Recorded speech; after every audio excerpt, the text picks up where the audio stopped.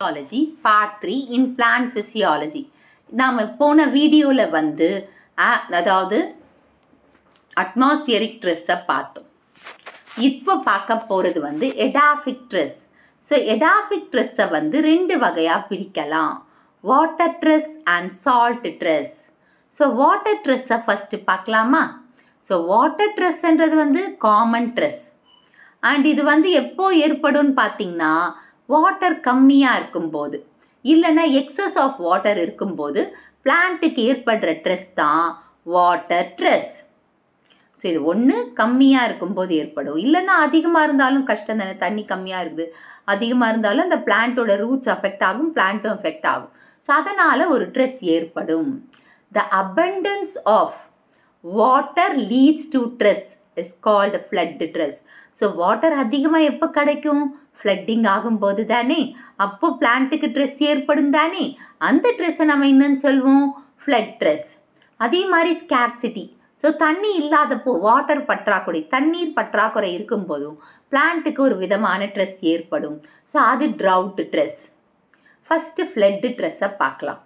The temporary inundation of plant and its parts by flooding causes oxygen deficiency to the roots and soil borne organisms. அதாவது இது ஒரு temporary இதுதான். ஏன்னா flood வந்து மழை பெய்யும் போது தான் அதிகமாக வரப்போகுது. அப்போ ஓவர் ஃப்ளட்டிங் ஆகும்போது பிளான்ட்டில் இருக்கிற ரூட்ஸில் வந்து ஆக்சிஜன் டெஃபிஷியன்சி, ஆக்சிஜன் கம்மியாக இருக்கும். ஸோ இந்த ஆக்சிஜன் கம்மியாக roots and soil born micro ஆர்கானிசத்துக்கும் ஆக்சிஜன் கம்மியாக இருக்கும். ஓகேவா? அதனால் ஏற்படுற ட்ரெஸ் தான் இந்த flood stress. So effects of flooding are as follows. Nitrogen turn over இந்த சாயில் இஸ் ரெடியூஸ்ட். ஏன்னா ஃப்ளட் அதிகமாக இருக்கிறதுனால ஃப்ளட் ஆகிட்டு சாயிலில் மேற்பற சாயிலில் அடிச்சிட்டு போகிறதுனால அங்கே நைட்ரஜன் கண்டென்ட் கம்மியாக இருக்குதா. Abscisic acid, ethylene and ethylene precursors are formed in large amounts. So அதனால் இப்போது கம்மி சாயிலில் நைட்ரஜன் கண்டென்ட் கம்மியாக இருக்கிறதுனால பிளான்ட்டில் என்னென்னலாம் ஃபார்ம் ஆயிருக்குன்னு பாருங்கள். ஆக்சசிக் ஆசிட், எத்திலினோட ப்ரிகர்சர்ஸ் எல்லாம் லார்ஜ் அமௌண்ட்டில் ப்ரொடியூஸ் ஆகுதா. Stimulation of partial. என்ன ஆக்சசிக் ஆசிட் வந்தாலே என்ன நடக்கும்? ஸ்டொமேட்டா க்ளோஷர் ஏற்பட்டோம். ஸோ ஸ்டொமேட்டா க்ளோஷர் ஏற்பட தூண்டுது. Epinasty. So one type of movement, plant movement அந்த மாதிரி ஏற்படுது. சில சமயம் பிளான்ட்டில் இருக்கிற லீஃபும் கீழே கொட்டிடும். ஸோ அதாவது நைட்ரஜன் டேர்ன் ஓவர் சாயிலில் ரெடியூஸ் ஆகிடுமா. அப்படி ரெடியூஸ் ஆகிறதுனால எந்தெந்த பிரச்சனை வருது பாருங்கள். Abscisic acid, ethylene precursor form ஆகுதா. ஸோ அவங்க ஃபார்ம் ஆகிறதுனால ஸ்டொமேட்டல், பார்ஷியல் ஸ்டொமேட்டல் க்ளோஷர் நடக்குதா, எபினாஸ்டி நடக்குதா, அப்சஷன் இன் லீவ்ஸ் நடக்குது. Cellular membrane system break down ஆகுது. ஸோ செல்லுலார் மெம்பரைன் சிஸ்டமே பிரேக் டவுன் ஆகுது. மைட்டோகாண்ட்ரியா, மைக்ரோ பாடிஸ் இதெல்லாம் அழிஞ்சிருது. என்சைம்ஸ் வந்து பார்ஷியலாக இன்ஹிபிட்டட். என்சைம் தன்னோட வேலையை பார்ஷியலாக தடுத்துட்டாங்க. அந்த ஆக்சசிக் ஆசிட், எத்திலின் எல்லாம் ஃபார்ம் ஆகிறதுனால என்சைம் வேலையும் செய்ய விடலை. Flood tolerant plants include those found on பர்மனண்ட்டாக சாயில்ஸில் இருக்குது. அதாவது பர்மனண்ட்டாக, அதாவது ஃப்ளட் டாலரண்ட் பிளான்ட் இங்கே இருக்காங்க இல்லையா. ஸோ அவங்க ஃப்ளட்டை வித்ஸ்டாண்ட் பண்ணுவாங்க. அவங்களுக்குள்ளே இந்த மாதிரி மேலே சொன்ன பிரச்சனைகள் இல்லாமல் இருக்கும். ஸோ எக்ஸாம்பிள்ஸ் பார்த்தீங்கன்னா marshy plants, shore plants and hydrophytes. So இவங்கெல்லாம் வந்து ஃப்ளட் டாலரண்ட் பிளான்ட்டாக இருக்கலாம். ஏன்னா அவங்க இருக்கிறதே மார்ஷி பிளான்ஸ், தண்ணி, ஷோர் பக்கத்தில், ஹைட்ரோஃபைட்ஸ் தண்ணியில் இருக்கிற plants. So tree species found dominant in flooded sites are also tolerant. அதாவது இந்த ஃப்ளட் ஆகுது இல்லையா. இப்போ நம்ம சென்னையிலலாம் அடிக்கடி ஃப்ளட்டிங் வருது இல்லையா. ஓகே, அந்த ஃப்ளட்டிங் வரும்போது அந்த பிளான்ஸ், அங்கே இருக்கிற பிளான்ஸ் எல்லாம் வந்து எதிர்த்து நின்று தானே போராடுது. அப்போ அந்த பிளான்ட்டை நம்ம என்னன்னு சொல்லலாம்? ஃப்ளட் டாலரண்ட் பிளான்ட்னு சொல்லலாமா. ஸோ என்னென்ன பார்க்கலாமா? Taxodium distichum flood tolerant plant, mangrove plants and palm tree இது எல்லாமே ஃப்ளட் ட்ரெஸ்ஸை டாலரேட் பண்ணிட்டு இருக்கு. Taxodium distichum, mangroves and palms இது எல்லாமே அதாவது இதை ஃப்ளட் ட்ரெஸ்ஸை டாலரேட் பண்ணிட்டு இருக்கு. Drought stress. இப்போ தண்ணி அதிகமாக இருந்ததுன்னா அதிகமாக வர்றது வந்து இது வந்து ஃப்ளட் ஸ்ட்ரெஸ்ஸு. இப்போ ட்ரவுட்னா வறட்சி, தண்ணி இல்லாததுனால ஏற்படுற ஸ்ட்ரெஸ் என்னன்னு சொல்வோம்? Trout stress. The term drought denotes a period without appreciable precipitation, due to which the water content of the soil is reduced to such an extent that plants suffer from water deficiency. So drought என்னன்னு பார்த்தீங்கன்னா இங்கே precipitation வந்து கம்மி ஆகுது. அப்படி அதாவது சொல்லக்கூடிய அளவுக்கான precipitation இல்லை, பீரியட், அந்த பீரியடில் வந்து precipitation வறட்சி தான் இருக்கும், precipitation இல்லாமல் இருக்கும். ஸோ அப்போ இல்லாததுனால சாயிலில் இருக்கிற வாட்டர் கண்டென்ட்டும் கம்மியாக தான் இருக்கும். ஸோ அதனால் பிளான்ட் தண்ணி இல்லாமல் சஃபர் ஆகும். ஸோ அந்த ஸ்ட்ரெஸ்ஸை தான் நம்ம ட்ரவுட் ஸ்ட்ரெஸ்ன்னு சொல்லுவோம், வாட்டர் டெஃபிஷியன்சின்னு கூட சொல்லலாம். So the effects of drought stress are as follows. Effects என்னென்னு பார்க்கலாமா? ஸோ இப்போ தண்ணி இல்லாததுனால decrease in the cellular growth, synthesis of cell வாலும் டிக்ரீஸ் ஆகா, செல் வால் காம்பனன்ட்ஸும் அவ்வளோவா ஃபார்ம் ஆகாது. இதனால் cell to become smaller in size. அதாவது ஃபஸ்ட் இது என்ன, செல்லுலார் க்ரோத்து கம்மி ஆயிடுச்சு. அப்போது செல் வால் ஃபார்மேஷன் அதோட காம்பனன்ட்ஸும் சரியாக ஃபார்ம் ஆகலை. சரியாக ஃபார்ம் ஆகாததுனால என்ன நடக்குது, செல்லோட சைஸ் வந்து ஸ்மாலாக இருக்குது. Nitrogen fixation and its reduction or decreased by decreasing the activity of certain enzymes. So nitrogen ஃபிக்சேஷனும் அதோட ஆக்டிவிட்டியும் கம்மி ஆயிடுச்சான். ஏன்னா செல்லில் அதாவது சில என்சைம்ஸோட ஆக்டிவிட்டி தண்ணி இல்லாததுனால சரியாக வேலை செய்யாததுனால ஏற்பட்டுச்சான். நெக்ஸ்ட்டு இன்க்ரீஸ், இப்போ தண்ணி இல்லைன்னாவே யார் அங்கே வந்துடுவாங்க? ஏன்னா ஸ்ட்ரெஸ் ஹார்மோன் யார்? Abscisic acid. அவங்க வந்து என்ன பண்ணுறாங்கன்னு பாருங்கள். ஸோ இந்த மாதிரி ஒரு சூழ்நிலையில் அப்சசிக் ஆசிடோட லெவல் அதிகமாக இருக்கான். ஸோ அதனால் அதிகமாக இருக்கும்ன்றதுனால எது க்ளோஸ் ஆகிடும்? ஸ்டொமேட்டா க்ளோஸ் ஆகிடும். ஸ்டொமேட்டா க்ளோஸ் ஆகிறதுனால டிரான்ஸ்பிரேஷன் தடுத்துரும், டிரான்ஸ்பிரேஷன் நடக்காமல் தடுத்துரும். ஸோ புரோட்டோக்ளோரோஃபில் ஃபார்மேஷன் வந்து இன்ஹிபிட் ஆகிடும் அண்ட் ஃபோட்டோசிந்தட்டிக் ப்ராசஸும் டிக்ளைட் ஆகிடும். ஸோ புரோட்டோக்ளோரோஃபில் ஃபார்ம் ஆகலைன்னா ஃபோட்டோசிந்தசிஸும் நடக்காது. அப்புறம் நடக்கலைன்னா என்ன நடக்கும்? பிளான்ட்டில் வில்ட்டிங் வருமா? வில்ட்டிங்னா மெச்சூர் லீவ்ஸில் வில்ட்டிங் ஏற்படும். அந்த வில்ட்டிங் ஏற்படுறதுனால அங்கே எது? கார்போஹைட்ரேட்ஸ். தண்ணி போலன்னா எது நடக்காது? ஃபோட்டோசிந்தசிஸ் நடக்காது. ஃபோட்டோசிந்தசிஸ் நடக்கலைன்னா ஃபுட் ஃபார்ம் ஆகாது. ஃபுட்டுன்றது ஸ்டார்ச் என்னது? கார்போஹைட்ரேட் தானே. ஸோ கார்போஹைட்ரேட் அங்கே கம்மியாக இருக்கும். அண்ட் இதனால் வந்து மொபைலைசேஷன் எக்ஸ்போர்ட்டை வெளியில் போகும். உள்ளேருந்து அந்த எக்ஸ்போர்ட் வந்து வெளியில், இந்த கார்போஹைட்ரேட் வெளியில் போகிறதுக்கு பார்க்கும். ஃபாலோட் பை அதுக்கப்புறம் என்ன நடக்கும்? இந்த மாதிரி நடந்த பிறகு செனசன்ஸ், பிளான்ட் செனசன்ஸ்க்கு போயிடும். வறட்சியால் அந்த பிளான்ட்டு செனசன்ஸ்க்கு போயிடுச்சு. Mechanism of drought resistance. Xerophyte are well adapted for drought either because எதனால்? அதாவது ஜீரோஃபைட்ஸ் தான் இந்த நம்ம தான் எபிமிரல்ஸ் எல்லாம் படிச்சிருக்கோம் இல்லையா, drought escapers, drought enduring plants. So அதனால் இந்த ட்ரவுட்டோட மெக்கானிசத்தை ஜீரோஃபைட் நல்லா அடாப்ட் பண்ணியிருக்கான். The protoplast of such plants does not die when it faces extreme or prolonged desiccation. Prolonged desiccation or dehydration. Hence it tolerate or endurance such condition. இப்போ சில பிளான்ட்டோட protoplast இறக்காதான், தண்ணி இருந்தாலும் இல்லைன்னாலும் எவ்வளோ நாளைக்கும். அப்போ அப்படிப்பட்ட பிளான்ட்டை நம்ம என்னன்னு சொல்லலாம்?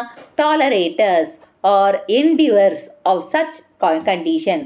எக்ஸாம்பிள்ஸ் பார்த்தீங்கன்னா கிரியோசேட் புஷ், லாரியா ட்ரைடென்டா. அதாவது கிரியோசேட் புஷ்ஷுக்கு பேர் வந்து லாரியா ட்ரைடென்டான்றது botanical name.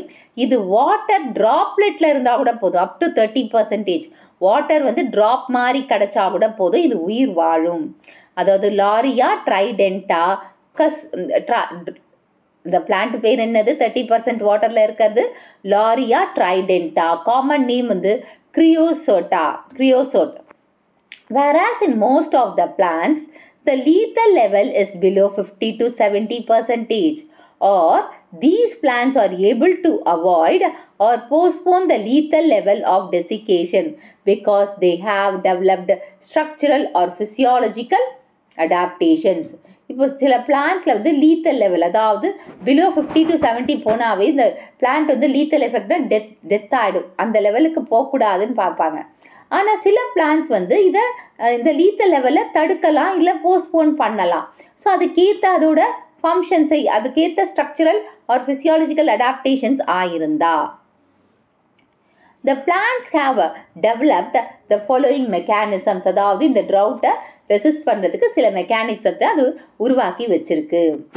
To avoid or postpone desiccation, improved water uptake by developing the roots to deeper water source, அதாவது லீத்தல் அந்த டெசிகேஷனை தடுக்கிறதுக்காக வாட்டர் அப்சார்ப் பண்ணுற நல்ல டெவலப்டு ரூட் சிஸ்டத்தை உருவாக்கி வச்சிருக்கோம். So improved water uptake by roots which penetrate deep water source, increasing and enlarging the conductive tissue. So அப்போ plant என்ன தோணுமா, நம்ம நல்ல ரூட் சிஸ்டத்தை நல்லா டெவலப் பண்ணணும். ஸோ ரூட் சிஸ்டத்தை டெவலப் பண்ணும்போது அந்த கண்டக்டிவ் டிஷ்யூ என்ன, சைலம் வெசல்ஸை வைடராக வச்சுருக்கணும், ஈஸியாக வாட்டரை டீப்பர் சோர்ஸ்லேருந்து எடுத்துக்கிட்டு மேலே வரையும் ட்ரீயோட டிப் வரையும் கொண்டு போகிறதுக்கு. Stomata present only on the lower epidermis with by the dense trichomes. இந்த sunken stomata கேள்விப்பட்டிருக்கீங்களா நீரியம் பிளான்ஸ்லலாம். ஸோ அந்த மாதிரி லோயர் எபிடெர்மிஸில் மட்டும்தான் இந்த ஸ்டொமேட்டா இருக்கணும். அதுக்கு வந்து டென்ஸாகவும் இருக்கணும், அதில் ட்ரைகோம்ஸ் இருக்கணும். Rolling of leaves and water storage in succulent tissue. So rolling of leaves இருக்குது. இப்போ இந்த சில பிளான்ஸ் எல்லாம் அப்படியே ரோல் ஆன மாதிரி இருக்கும். ஸோ அப்போ அந்த வாட்டர் ஸ்டோரேஜ் சக்யூலண்ட் பிளான்ஸ், அதாவது இந்த ஓப்பன்ஷியா, ஆலோவேரா, இந்த லீவ்ஸ் எல்லாம் பாருங்கள் எப்படி இருக்குது, அது ரோல் ஆன மாதிரி இருக்கும். ஏன்னா எக்ஸஸ் ஆஃப் வாட்டர் வெளியில் போகக்கூடாது, அந்த தனக்குள்ளேயே வாட்டர் ஸ்டோரேஜ் பண்ணி வச்சுருக்கணும். During trout stress an essential protection mechanism that stabilizes the cell structure is induced gene expression of stress protein, dehydrin and osmotin. இப்போ இந்த ட்ரெஸ், அதாவது ட்ரவுட் ஸ்ட்ரெஸ் இருக்கு இல்லையா, அது நடக்கும்போது தன்னை ப்ரொடெக்ட் பண்ணிக்கிற மெக்கானிசத்தை உருவாக்கி செல்லுக்குள்ளே ஸ்டெபிளைஸ் பண்ணி இருக்கும். ஸோ அப்போ அந்த உருவாக்கும் போது ஜீன் எக்ஸ்பிரஷன் வெளியில் தூண்டும் அந்த ஸ்ட்ரெஸ் ப்ரோட்டீனை உருவாக்குறதுக்கு. அந்த ஸ்ட்ரெஸ் ப்ரோட்டீன் எது, டீஹைட்ரின் அண்ட் ஆஸ்மோட்டின் தான் ஸ்ட்ரெஸ் ப்ரோட்டீன். இந்த ஜீன் எக்ஸ்பிரஷன் உருவாக்குறதுக்கு அந்த பிளான்ட் ட்ரவுட் ஸ்ட்ரெஸ்க்கு தேவையான ப்ரோட்டீன் தான் இது. என்ன protein, dehydrin and osmotin. These proteins protect the macromolecules in the cytoplasm and in the nucleus. The cytoskeleton against the denaturation. இப்போ இந்த புரோட்டீன் ஃபார்ம் ஆயிடுச்சு இல்லையா, டீஹைட்ரினும் ஆஸ்மோட்டினும், இது சைட்டோபிளாசத்தில் இருக்கிற மேக்ரோமாலிக்யூல்ஸையும் நியூக்ளியஸில் இருக்கிற நியூக்ளியஸையும் பாதுகாக்குது. ஸோ பாதுகாக்குது எதுலேருந்து, டீநேச்சுரேஷனில் இருந்து, தன்னோட தன்மையிலேருந்து இழக்காமல் பாதுகாத்துட்ருக்கு. High desiccation tolerance implies that the protoplasm rehydrates when water becomes available. இப்போ ஹை டெசிகேஷன் டாலரன்ஸ்னா இப்போ அந்த டெசிகேஷனை சுருங்கிறதோ இல்லை வெடிக்கிறதோ, டெசிகேட் ஆகிறதோ, ஸோ அந்த டெசிகேஷன் நடக்காமல் இருக்கும்னா புரோட்டோபிளாசம் திரும்பி ரீஹைட்ரேட் ஆகணும். ஸோ வாட்டர் அவைலபிள் ஆகும்போது ஹை டெசிகேஷன் டாலரண்ட்னா அந்த புரோட்டோபிளாசம் வாட்டர் கிடைக்கும் போது நார்மல் கண்டிஷனுக்கு வந்துடும், அதுதான் rehydrated. So plants growing in desert and the regions are usually drought resistance. So டெசர்ட்டில் இருக்கிற பிளான்ட்ஸை நம்ம என்னன்னு சொல்லுவோம், ட்ரவுட் ரெசிஸ்டன்ட் பிளான்ட்ஸ்ன்னு தான் சொல்லுவோம். வறட்சியை எதிர்த்து நின்று வாழற பிளான்ஸ். ரீசர்க்ஷன் பிளான்ட்ஸ்ன்னா இந்த பிளான்ட்ஸால் ability to survive nearly total drying. ஒரு பிளான்ட் டோட்டலாக ட்ரை ஆகிட்டா கூட அது சர்வைவ் ஆகும். So which causes them to appear death. So இறந்து போகிற மாதிரி இருந்தாலும் அது திரும்பி வந்துடும். எப்போ வந்துடும், வாட்டர் தனக்கு எப்போ கிடைக்குதோ அப்போ வந்துடும். இது எதில் பார்க்கலாம், செலாஜினெல்லா லெபிடோஃபில்லால பார்க்கலாம். Salt dress. சால்ட் ட்ரெஸ்ன்னா இப்போ சால்ட்டால், இதுவரையும் நம்ம எதோட ட்ரெஸ் பார்த்தோம், வாட்டரால் பார்த்தோம்.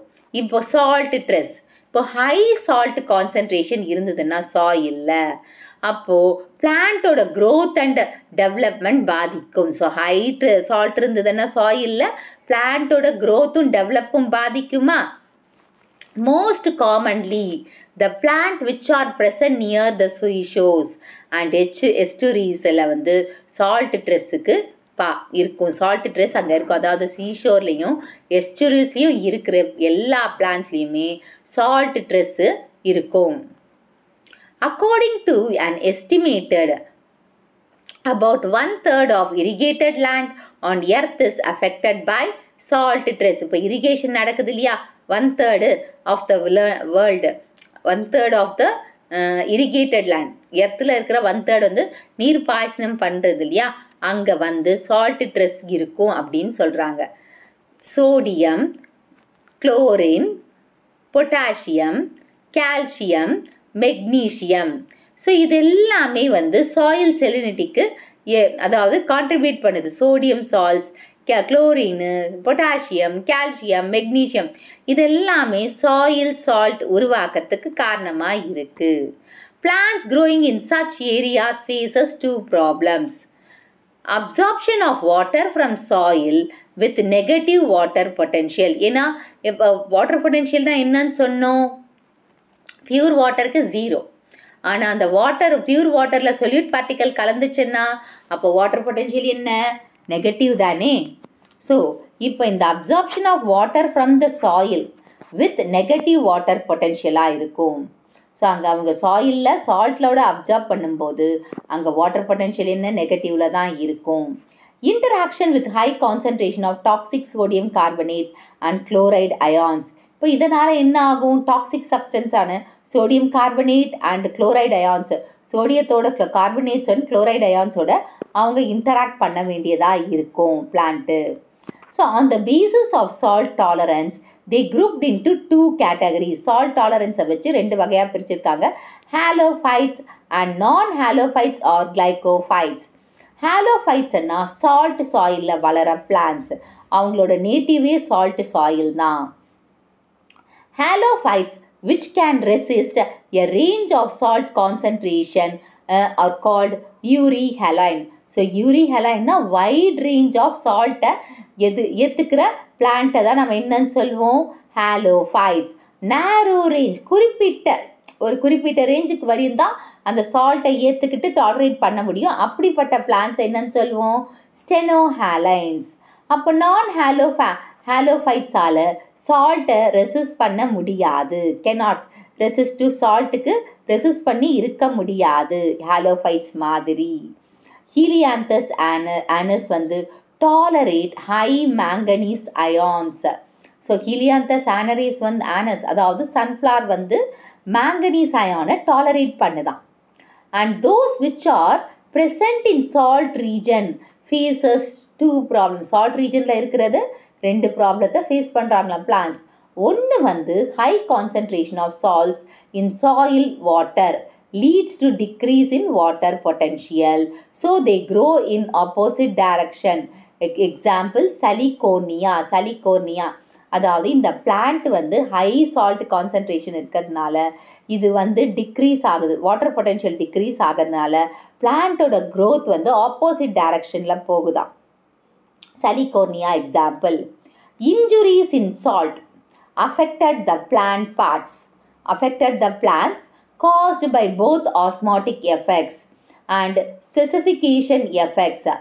Accumulation of chloride, அதாவது osmotic effect, அதாவது salt வந்து பிளான்ட்ல இன்ஜுரிஸ் ஏற்படுது, எதனால, ஆஸ்மாட்டிக் ப்ரெஷரால, அண்ட் ஸ்பெசிஃபிகேஷன் எஃபெக்டும் கூட. அதே மாதிரி குளோரைடு அயான்ஸ் வந்து அதிகமாக அக்குமுலேட் ஆகுது பிளான்ட்ல, இதனால வாட்டர் அப்சார்ப்ஷனும் டிரான்ஸ்பிரேஷனும் அஃபெக்ட் ஆகுது. ஸோ குளோரைடு அயான்ஸ் பிளான்ட்ல அதிகமாகிறதுனால வாட்டர் அப்சார்ப்ஷனும் அண்ட் டிரான்ஸ்பிரேஷனும் அஃபெக்ட் ஆகுது. Salt stress due to deficiency of mineral elements potassium, phosphorus, sulfur, iron, molybdenum, zinc, magnesium, manganese causes the physiological disorders which leads to the reduce the growth and yield. இப்போ salt stress-ஆல mineral elements வந்து deficiency ஏற்படுது. potassium deficiency, phosphorus deficiency, sulfur deficiency, iron deficiency, molybdenum deficiency, zinc deficiency, magnesium deficiency and manganese deficiency. So இதனால் பிளான்ட்டில் physiological disorder ஏற்படும். So physiological disorder ஏற்படுறதுனால க்ரோத்தும் அதோட ப்ரொடக்ஷனும் கம்மியாகும். Salt accumulation. Salt accumulation வந்து absorbed and stored salts so that the osmotic potential of their cell continues to remain negative throughout the growing region. அதாவது salt அதிகமாக இருக்கிறதுனால சாயிலில் சால்ட்டை தான் absorb பண்ண முடியுது, தன்னோட செல்ஸ்குள்ளேயும் ஸ்டோர் பண்ண முடியுது. இதனால் ஆஸ்மாட்டிக் பொட்டென்ஷியல் எப்போவுமே நெகட்டிவாக தான் இருக்குது அவங்களோட க்ரோத் பீரியட் முழுசா. In some salt hardy plants, the excess of salt is excluded on the surface of the leaves. இப்போ சில சால்ட் ஹார்ட் பிளான்ட்ஸில் வந்து இப்போ நம்மளுக்கு வேர்வை வந்தால் சால்ட் வெளியில் வருது இல்லையா, அந்த மாதிரி பிளான்ட்டோட லீவ்ஸில் வந்து வெளியில் வந்திருக்கும் சர்ஃபேஸில். Some plants have salt glands which secrete salt. So salt கிளான்ஸே அந்த பிளான்ட்டில் இருக்கும், அந்த சால்ட்டை செக்ரீட் பண்ணும், சோடியம் குளோரைட் மாதிரி. The excluded salt reabsorbs water hygroscopically from atmosphere. இப்போ எக்ஸ்க்ளூட் ஆகுது இல்லையா, அதாவது பிளான்ட்லேருந்து வெளியே வர சால்ட்டு வந்து வாட்டர் அதாவது அட்மாஸ்பியரில் இருக்கிற வாட்டரை அப்சார்ப் பண்ணுதான். அதாவது water hygroscopically from the atmosphere. Some plants lose their excess salt by leaching into the soil or by dropping their salt filled leaves. அதாவது பிளான்ட்ஸ் வந்து லீச்சிங், அதாவது ஒன்று சாயிலில் படுற மாதிரி வச்சுக்கும், அப்படி இல்லைன்னா சால்ட் ஃபில்டு லீவ்ஸு ட்ரூப்பிங் ஆகிடும், கொட்டுற மாதிரி ட்ராப் ஆகிடும். Salt tolerant plants true halophytes. இவங்க large amount of amino acid, ப்ரோலைனை, galactosyl glycerol and some organic acids இதை விச் ஃபங்க்ஷன் இன் ஆஸ்மாட்டிக் அட்ஜஸ்ட்மெண்ட்டில் ஹெல்ப் பண்ணுறதுக்கு ப்ரொடியூஸ் பண்ணி. இப்போது ஹாலோஃபைட்ஸ் தான் salt tolerant plants.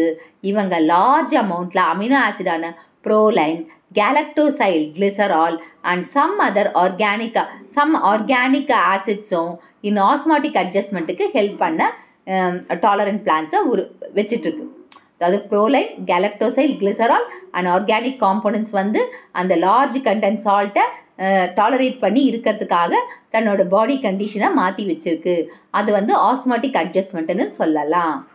Mechanism of salt tolerance. The plant growing in salty habitats like halophytes face the problem of excessive dissolved salt in the solution. So இவங்க வந்து இந்த plant halophytes இருக்காங்க இல்லையா, salty ஹேபிலேட்டில் அவங்க பாடியில் நிறைய சால்ட் இருக்குது, அது ஒரு பெரிய பிரச்சனையாக இருக்குது அவங்களுக்கு.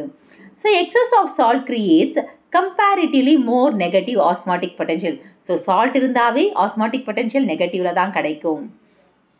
அதனால் பிளான்ட்ஸ் வந்து lose the water in the surrounding medium. So osmotic potential அதிகம் நெகட்டிவில் இருக்கிறதுனால பிளான்ட்டில் இருக்கிற வாட்டர் வந்து வெளியில் வந்துடும். Under such condition the plant tend to lose water only when their water potential becomes more negative. So இந்த மாதிரி ஒரு கண்டிஷனில் பார்த்தீங்கன்னா பிளான்ட் வந்து வாட்டர் லூஸ் ஆகிடும். ஸோ வாட்டர் லூஸ் ஆகும்போது அவங்களோட வாட்டர் பொட்டென்ஷியல் என்ன, மோர் நெகட்டிவாக தான் இருக்கும். It is possible only if they absorb excess salt and accumulate it in their cell sap to maintain the same or higher concentration as those of outside plants. So இது என்னென்னா, ஏன்னா அவங்களுக்கு வந்து adjust ஆகிட்டாங்க, அவங்களோட வாட்டர் பொட்டென்ஷியல் வந்து நெகட்டிவாக தான் இருக்க போகுது. ஸோ அதனால் என்ன பண்ணுறாங்கன்னா எக்ஸஸ் சால்ட் அப்சர்வ் பண்ணுவாங்க. அது பாசிபிள், அவங்களுக்கு ஒன்லி பாசிபிள் பார்த்திங்கன்னா சால்ட் அப்சர்வ் பண்ணிக்கணும், அது அவங்க செல் சாப்பில் வச்சுக்கணும். அப்படி வச்சுக்கிட்டா தான் இந்த மெயின்டைன்ஸை சேமோ இல்லை ஹை கான்சன்ட்ரேஷனை அவுட்சைட் பிளான்ட் அவுட்சைட் பிளான்ட் மாதிரி இவங்களும் மெயின்டைன் பண்ண முடியும் இந்த சால்ட் டாலரண்ட் பிளான்ட்ஸும். த ட்ராபேக்ஸ் பார்த்தீங்கன்னா salt accumulation in the vacuoles. So plant செல்லோட வேக்யூல்ஸில் அதிகமாக சால்ட் சேர்ந்துடும். Plant become succulent. சால்ட்டு சேர்றதுனால அந்த பிளான்ட் வந்து ஃப்ளெஷியாக இருக்கும், சக்யூலன்ஸாக இருக்கும். So accumulation of salt dehydrates the cytoplasm. நிறைய சால்ட் இருக்கிறதுனால சால்ட் இருக்கிறதுனால சைட்டோபிளாசத்தில் வாட்டர் இல்லாத மாதிரி வாட்டர் வெளியில் போயிடும், டீஹைட்ரேஷன் ஆகிடும். Sodium chloride cannot be tolerated in the cytoplasm and it denatures the several enzymes. sodium chloride ஆல உப்பு இல்லையா, அது சைட்டோபிளாசத்தை டாலரேட் பண்ண முடியாது. அதனால் அந்த சைட்டோபிளாசத்தில் சில என்சைம்ஸ் இருக்கு இல்லையா, அந்த என்சைனோட தன்மையை இழக்க செய்திடும். The absorption and accumulation of inorganic salts fails to solve the problem. So அப்சார்ப்ஷனும் அக்குமுலேஷன் இன்ஆர்கானிக் சால்ட்ஸ் வந்து இருக்கிறதுனால இந்த இன்ஆர்கானிக் சால்ட்ஸ் வந்து fail to solve the problem. அதாவது நிறைய சால்ட்ஸ் இன்ஆர்கானிக் சால்ட்ஸ் இருக்கு இல்லையா, அது அக்குமுலேட் ஆகிறதுனால அதோட ப்ராப்பர் வேலையை செய்யாமல் நின்றுடுது. The plant however tolerate the salt stress by synthesizing the organic compounds that can exist at high salt concentration without denaturing the enzyme. இப்போ plant வந்து டாலரண்ட் ஆகுது இல்லையா, சால்ட் ஸ்ட்ரெஸ்ஸை டாலரேட் பண்ணுது இல்லையா, அவங்க ஆர்கானிக் காம்பனன்ட்ஸை சிந்தசைஸ் பண்ணுவாங்க ஹை சால்ட் கான்சன்ட்ரேஷன் இருக்கும் போதே. அதனால் என்சைம்ஸ் டீநேச்சர் ஆகாது. ஸோ அந்த ஆர்கானிக் காம்பவுண்ட்ஸை நம்ம என்னன்னு சொல்லலாம், நான் டாக்ஸிக் ஆர்கானிக் ஆஸ்மாட்டிகா. அதாவது சில ஆர்கானிக் காம்பனன்ட்ஸ் சிந்தசைஸ் பண்ணுறாங்க இல்லையா சால்ட் கண்டிஷன் ஐயா இருக்கும்போது, அதுக்கு பேர் என்னென்னா நான் டாக்ஸிக் ஆர்கானிக் ஆஸ்மாட்டிகா. ப்ரோலைன், பெட்டிலைன் இது ஆஸ்மோ ரெகுலேட்டாஸ். ஸோ ப்ரோலைன் அண்ட் பெட்டிலைன் வந்து ஆஸ்மோ ரெகுலேட்டாஸ். ஸோ இந்த வீடியோ உங்களுக்கு புரிஞ்சிருக்கும்னு நினைக்கிறேன். இந்த வீடியோ உங்களுக்கு பிடிச்சிருந்தா ஒரு like, share, subscribe to science easy tech channel. என்னோட பழைய வீடியோ லிங்க் டிஸ்கிரிப்ஷன் பாக்ஸில் கொடுத்துருக்கீங்கன்னா போய் பாருங்கள். ஏதாச்சும் டவுட்ஸ் இருந்தால் கமெண்ட் பாக்ஸில் போடுங்க.